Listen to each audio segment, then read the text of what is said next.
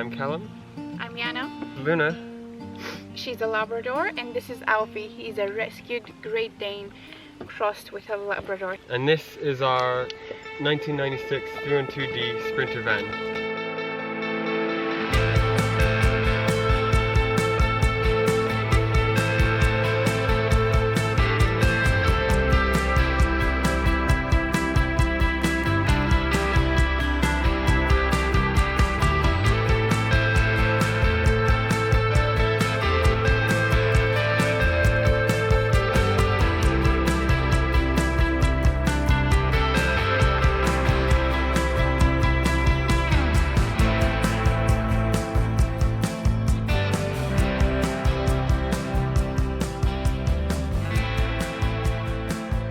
So first we're going to walk around the outside of the van and show you things on the outside, and then we're going to go on the inside and show you what it's like on the inside.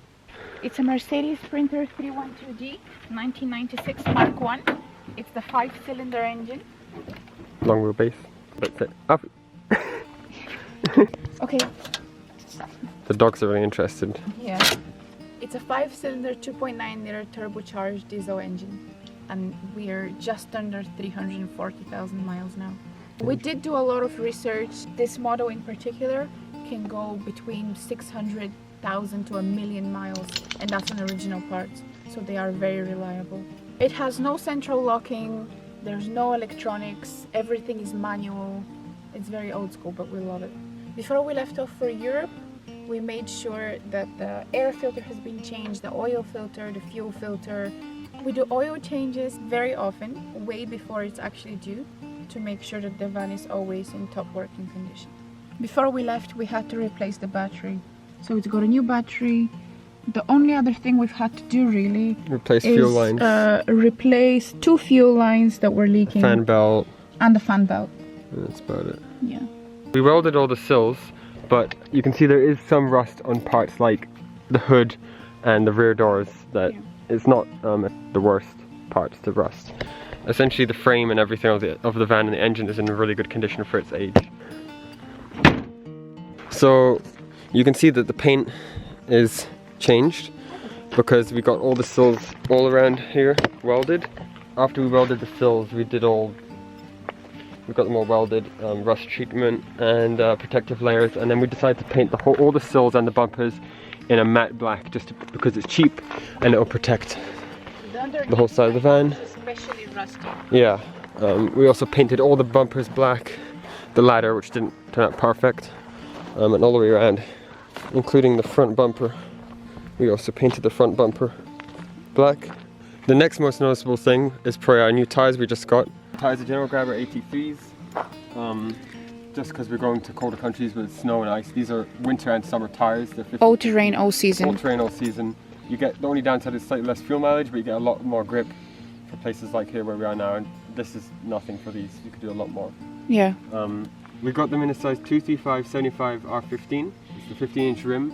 Some of the Sprinters come with a 16-inch rim. We had to get them in a size up just for the weight rating, up to about 4 tons, so they should be fine for our van. We went with the size up, we had to cut a few bits off, mostly just in this front corner here of the bumper. We just used a standard handsaw and just cut that off. When we bought the van, it was already kind of half converted. It came for a really cheap price just because of the age. It came with a awning, Fiamma awning along the roof. It came with a roof box, roof fan vents. We changed them out. They were standard vents and we put ones that have fans in them. An awning light, which is a really bright one, more of a security thing in case there's bears outside the van or something, you never know. And we have some video of those so you can see them working. We did hear wolves here about 3 days ago. There's wolves around here, so we're quite out in the middle of nowhere. So another main feature of our van is we added a 700-watt LED light bar to the roof. Because the standard lights are really not very good, you can barely see them even on high beam. The light bar makes a massive difference when you're driving at night, especially for you to be able to see any deer that are going to jump across the road, or moose, or just to see where you're going, especially if you're driving off-road. So at the back of the van we have a ladder to help us access the roof box, and it goes up to the roof so you can get on there to clean the solar panels. We also have a small reversing camera which we've got hooked up to stay on at all times when the engine's running.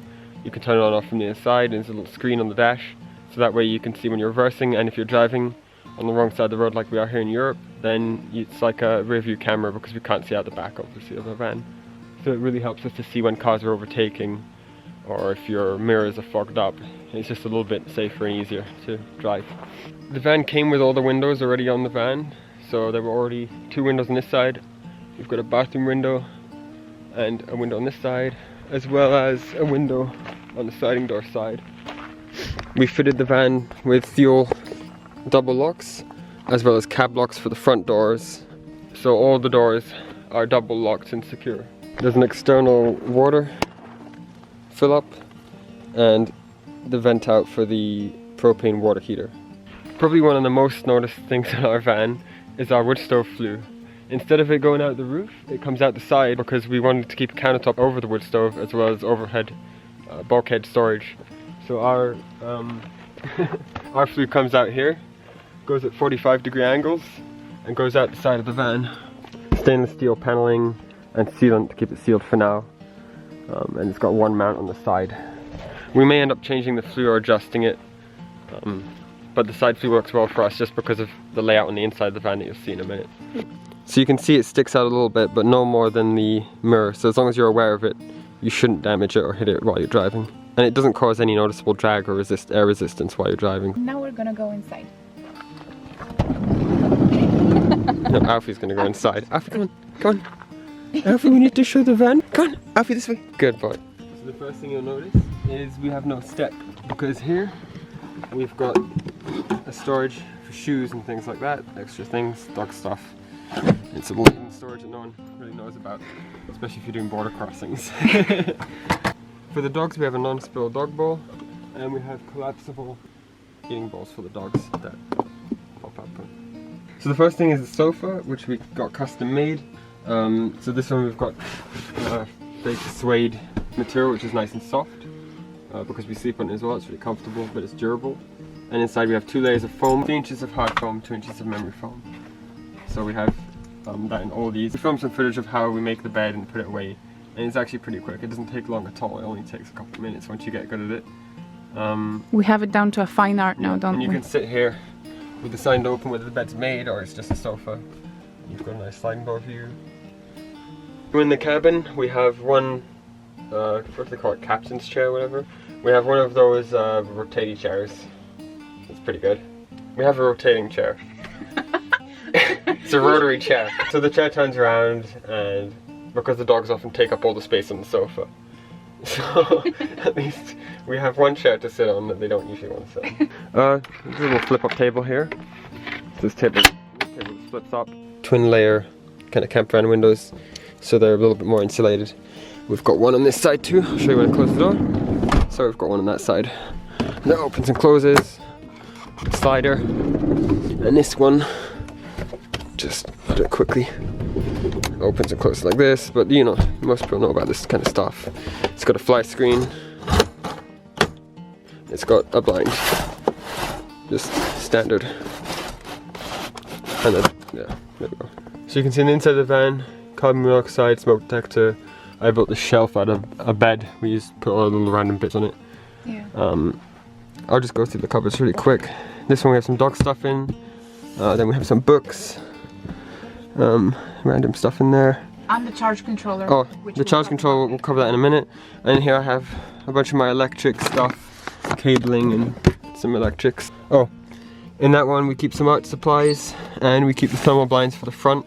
I should say these are the really good thermal blinds, the thick ones, not just the thin ones, and they do much better in cold than the thin ones. So here's the wood stove. It's a cubic mini grizzly wood stove, so it's the bigger one they do.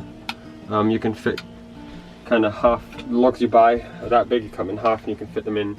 Once you get it to a good temperature, it's really warm in here. On the top we have an oven, which we can use for baking, and it's removable. You can take it on and off. So if the oven's on, you can bake. If it's off, you can put a kettle on there, or you can put a pan, you can cook. You can do whatever you need to do on there. I put a little log store above. We keep log, it's pretty empty right now. Got heat logs, got birch, different kinds of wood, and you can get this with the tools. You've got a poker, a little scooper, and you've got some tongs to put stuff in, and a little kindling box, So in here I've got a bunch of matches and fire ladders. And of course you need a good axe. Next we're going to show you the kitchen.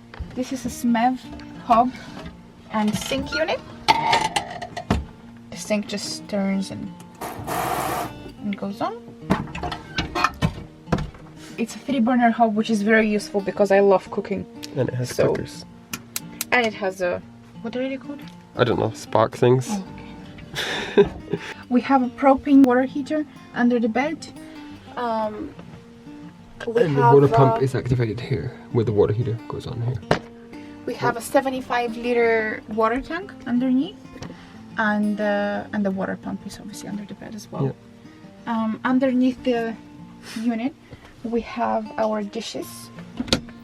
In here, we have cutlery and cooking utensils. Here we have our cups and bowls. Down below, everything is cramped pretty well, but this is our washing up stuff. We have a grater, some more bowls, and underneath is my baking tray, which I love. Next to that is an extra space. That's everything that's in there. Below, let Alfie have a good sniff. In here we have our propane bottle, some cooking oil, some more washing up, our soy sauce, as well as some extra bits like extra sponges and cling film, things like that. This is our main food drawer. So at the moment we just have some scotch broth, some lentils, flour, and some rice, as well as some chocolate powder, but normally this is stocked full. This is where we keep our coffee, tea, sugar, salt, and some extra herbs and spices. My main herbs are in these magnetic herb and spice holders. You can twist them and you can either get loads of herbs or you can sprinkle it. Here we keep our kitchen dish towels. Here we have the fridge. The fridge is a Dometic CRX 50. This is the newer version. There is an older version, the CR50, but the CRX is much more efficient. Again, the fridge is very empty at the moment because we've run out of food. This is normally where we keep our milk and some extra eggs. Just got some cheese in there. And there's a freezer compartment. There's a freezer compartment. You can make ice cubes pretty fast. It's a very efficient fridge. It's a compressor fridge. Next we're going to show you the cupboard. It's very messy. So at the very bottom we have our sleeping bag. It's a greasy sleeping bag that goes to -30 degrees Celsius. Underneath the sleeping bag we have some ponchos, some winter gear, some climbing gear, extra towels and blankets. The next shelf is Callum's. The next shelf is mine.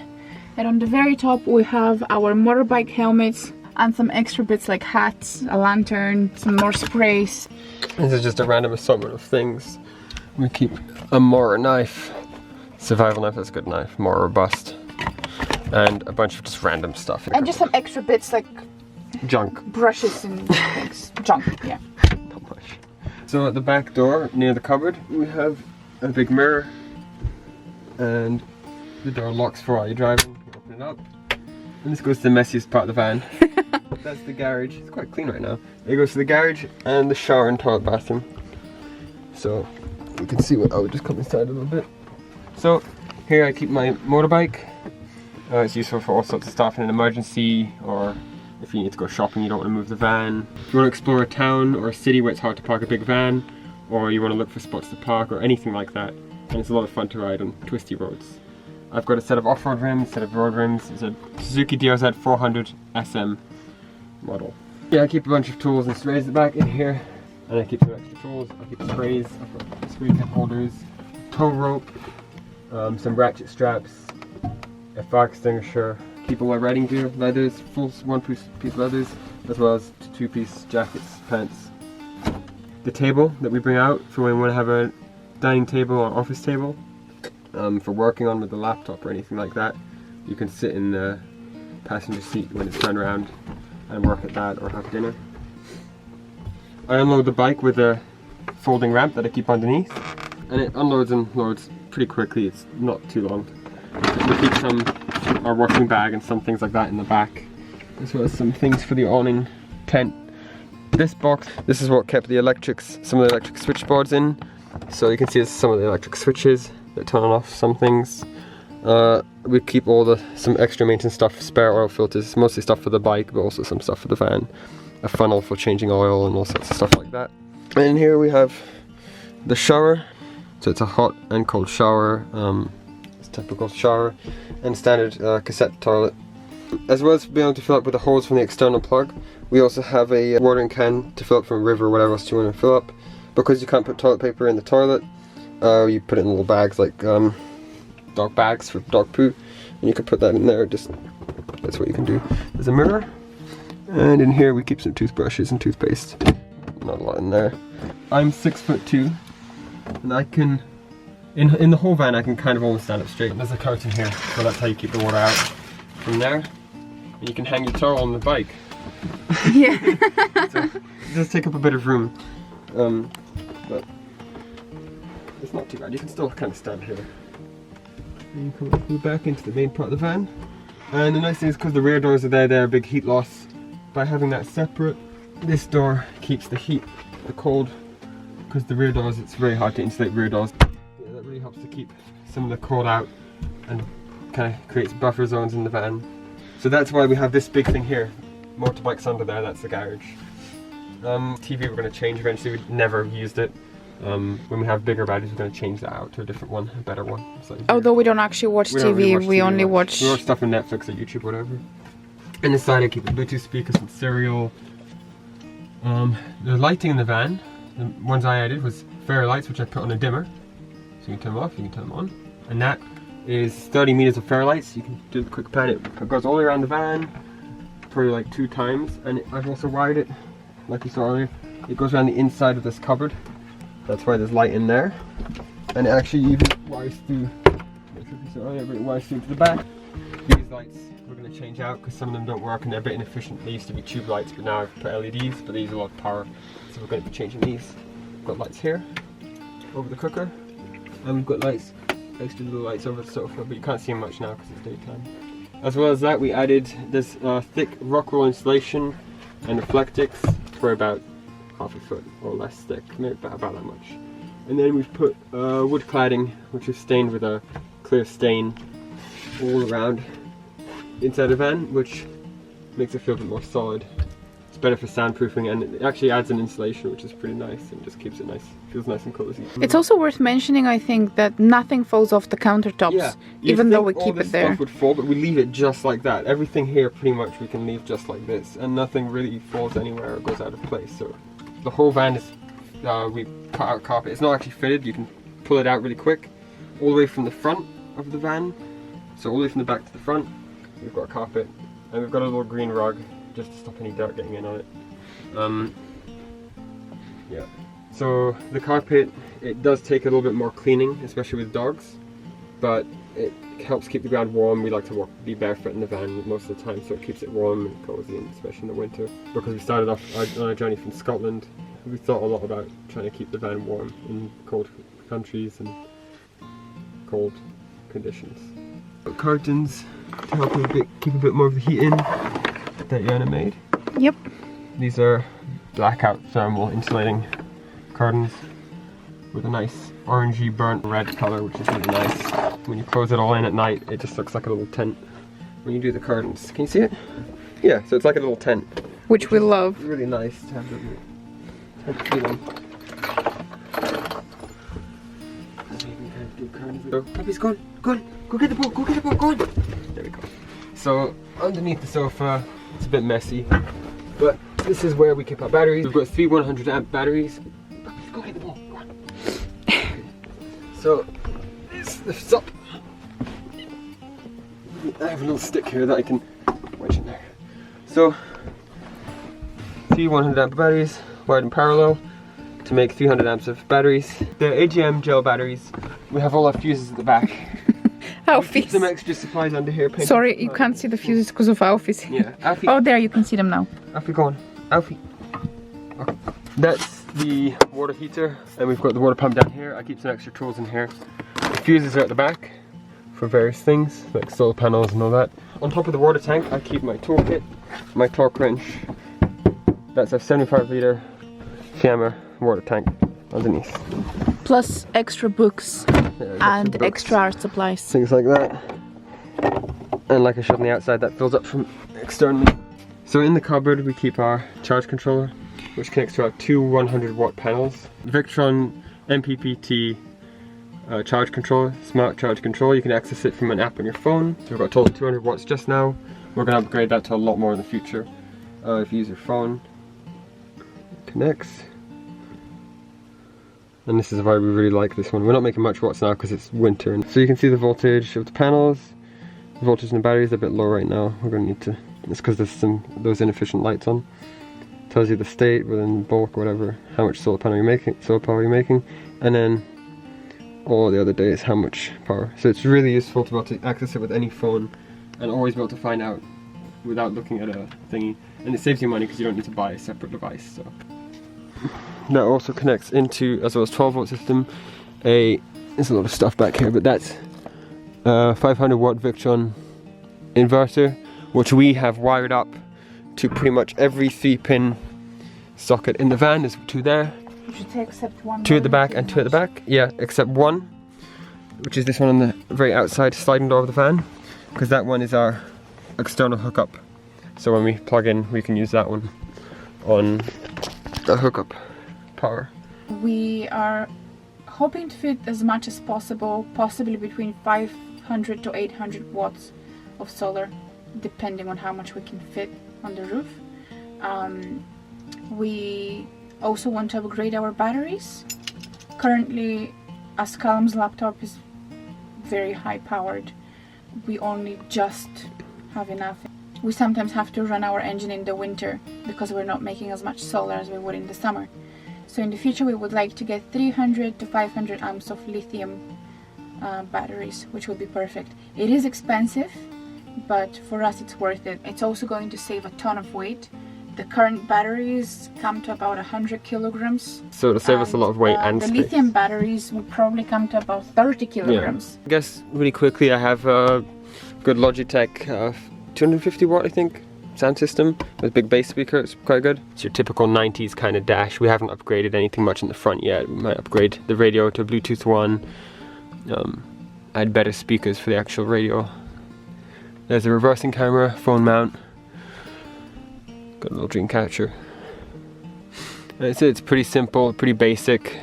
Wind down windows and no central locking. We've got those tab locks by Fuel. So that's kind of the cab, not much to it. So the only thing we'd want to do to the van mechanically wise, give it a bit of a lift. So we've got a bit more clearance, maybe about half a foot to a foot of a lift. It has a great heater while you're driving.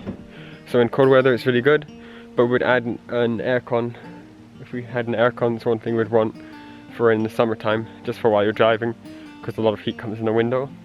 And we'd want to add 4-wheel drive, because we'd like to be able to do more off-roading and get to more remote places, so 4-wheel drive would be an addition. Whether you can do it to this van or it's in our next vehicle, whether it's a box van that's 4-wheel drive or a Unimog, or those are a bit expensive. That would be the couple of things we'd do mechanically to the van that we don't have.